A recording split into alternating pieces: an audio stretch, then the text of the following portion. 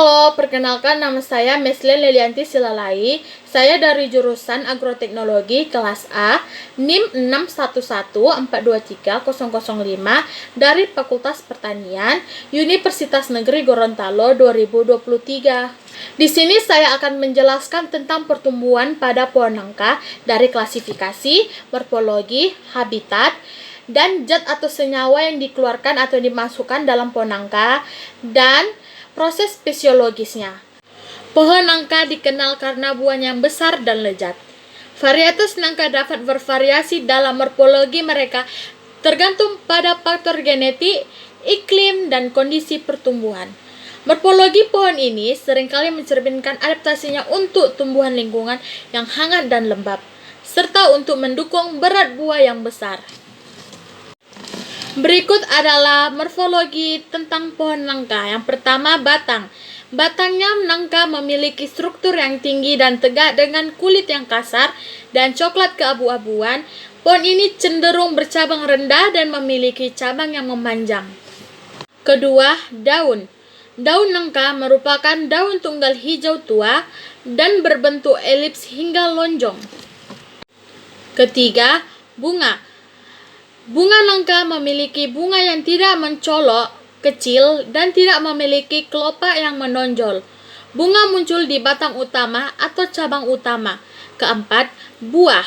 Nangka memiliki buah yang besar, berbentuk bulat hingga opal, dengan kulit yang kasar dan berduri.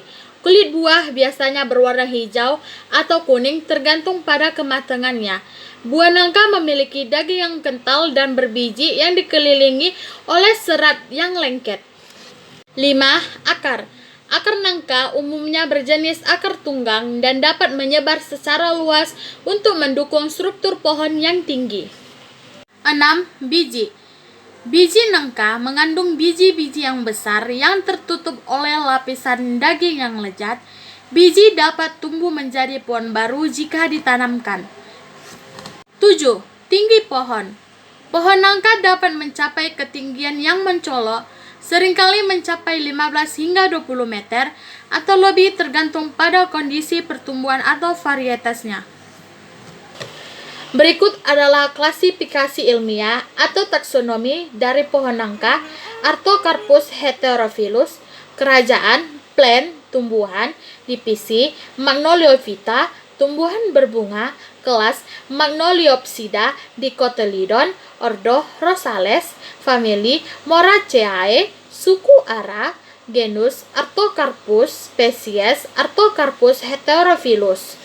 Pohon nangka Artocarpus heterophyllus berasal dari wilayah tropis Asia, tetapi sekarang tersebar luas di seluruh dunia sebagai tanaman buah yang populer. Habitat alami pohon nangka melibatkan kondisi-kondisi khas daerah tropis. Pohon nangka Artocarpus heterophyllus memiliki berbagai jenis jaringan yang terdapat dalam struktur anatomi dan morfologinya. Beberapa jenis jaringan utama pada pohon nangka sebagai berikut. Yang pertama, jaringan pembuluh.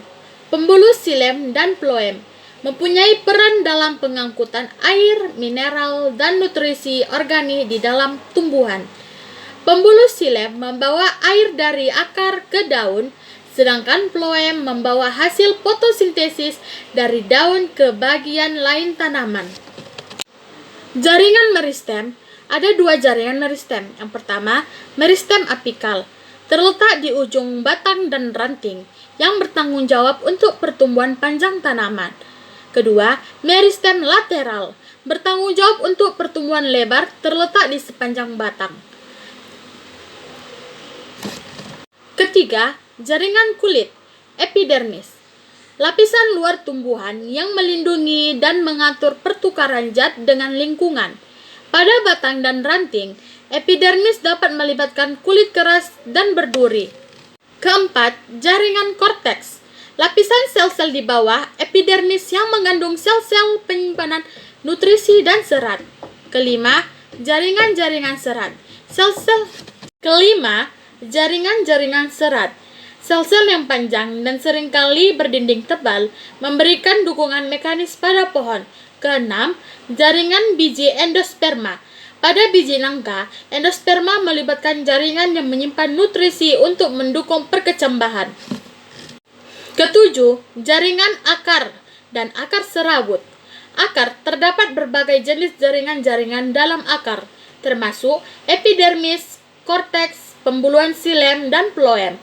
Akar serabut, yang merupakan akar kecil dan seringkali fibrous, memiliki peran utama dalam penyerapan air dan mineral. Kelapan, jaringan kambium. Jaringan meristem lateral yang bertanggung jawab untuk pertumbuhan lebar pada batang dan akar. Anatomi pohon nangka, Artocarpus heterophyllus, mencakup berbagai struktur dan jaringan yang bekerja sama untuk mendukung fungsi dan pertumbuhan tanaman. Berikut adalah gambaran umum tentang anatomi pohon nangka. Yang pertama, batang. Di dalam batang ada beberapa bagian, yaitu epidermis, lapisan luar yang melindungi batang. 2. Korteks, lapisan sel-sel di bawah epidermis yang berperan dalam penyimpanan nutrisi. 3. Pembuluh silem dan phloem mentransportasikan air, nutrisi, dan hasil fotosintesis di dalam batang. 2. Kambium. Kambium vaskuler merupakan jaringan meristem lateral yang bertanggung jawab untuk pertumbuhan lebar dan menghasilkan pembuluh silem dan phloem tambahan. 3. Kayu dan bunga kayu. Kayu merupakan lapisan pembuluh silem yang tua dan mati, sedangkan bunga kayu, silem terakhir, merupakan bagian aktif dari silem yang masih berfungsi untuk mengangkut air. 4. Serat. Serat sel-sel panjang dan serat yang memberikan dukungan mekanis pada tanaman. 5. Empular atau biji, menyimpan nutrisi untuk mendukung perkecambahan dan pertumbuhan awal. 6. Akar. Di akar ada beberapa akar, yaitu akar utama dan akar serabut. Akar utama, akar besar yang tumbuh dari pangkalan batang dan mendukung penyerapan air dan nutrisi. Kedua, akar serabut, akar halus dan serabut yang bertanggung jawab untuk penyerapan nutrisi. Ketujuh, daun. Daun ada epidermis dan klorofas. Epidermis, lapisan luar yang melindungi daun, sedangkan klorofas, tempat terjadinya fotosintesis di dalam sel-sel klorofil. Kedelapan, gemuk lateks. Kandungan gemuk. Beberapa jenis nangka menghasilkan getah atau lateks yang keluar ketika batang atau kulit terluka. Proses fisiologis pada pohon nangka melibatkan serangkaian aktivitas biologi dan kimia yang terjadi di dalam tanaman untuk mendukung kehidupan dan pertumbuhan. Berikut adalah beberapa fisiologis utama pada pohon nangka. Pertama, fotosintesis. Proses di mana tanaman menggunakan energi matahari untuk mengubah air dan karbon dioksida menjadi glukosa dan oksigen. Fotosintesis adalah sumber utama energi dan bahan organik untuk pohon nangka. Kedua, transpirasi. Proses penguapan air melalui stomata pori-pori di daun yang membantu menarik air dari nutrisi ke akar daun. Transpirasi membantu dalam penyerapan air dan nutrisi dari tanah, menjaga keseimbangan tekanan air di dalam tanaman. Ketiga, respirasi. Proses di mana tanaman mengoksidasi glukosa untuk menghasilkan energi, karbon dioksida, dan air. Keempat, transportasi nutrien. Nutrisi dari tanah diangkut melalui akar ke seluruh tanah. Keempat, transportasi nutrien. Nutrisi dari tanah diangkut melalui akar ke seluruh tanaman melalui pembuluh silem dan phloem, mendukung pertumbuhan dan perkembangan tanaman dengan menyediakan nutrisi yang diperlukan. Kelima, proses hormonal. Produksi atau pengaturan hormon tumbuhan seperti auksin, giberelin, sitokinin, etilen, dan asam aksikat yang mempengaruhi pertumbuhan, perkembangan, dan respon tanaman terhadap lingkungan. Keenam, pertahanan tanaman. Pertahanan tanaman membantu melindungi pohon nangka dari serangga patogen dan hama. Ketujuh, proses reproduksi. Memastikan kelangsungan hidup spesies melalui reproduksi. proses-proses yang terlibat dalam reproduksi seksual, pembentukan biji melalui bunga, dan reproduksi aseksual, pembentukan rumpun umbi atau tunas. Modifikasi Pohanka dapat mencakup berbagai teknik dan alat untuk memanipulasi pertumbuhan atau sifat-sifat tanaman. Berikut adalah beberapa alat dan teknik modifikasi pohon nangka yang dapat digunakan. Yang pertama, teknik pemangkasan.